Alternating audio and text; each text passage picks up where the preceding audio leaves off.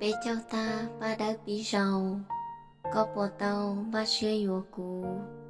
ở lanh nụ tu nâng rong lù, cú sao mù hoặc có nhà tu nhà, sao mù ta có lu cho gì,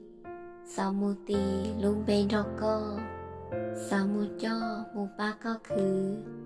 cho có phừ thầu có xa xa, cú sao ba thầu có gần gần. Sao sợ sáng em mau mau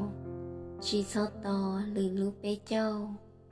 của má tao kể đó có lời có trờ hay nhà hay gì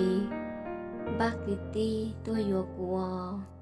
sao chia to có đòn đau sông của chỉ rong đi nê gì năng mua trống lăng hiểu xây chỉ ta của sen gia đâu có nó sư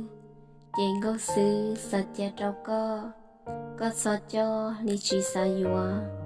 cha của tuôn dài lại chi tua sát tê xứ lo yuột sầu so chia thâu lú li bé châu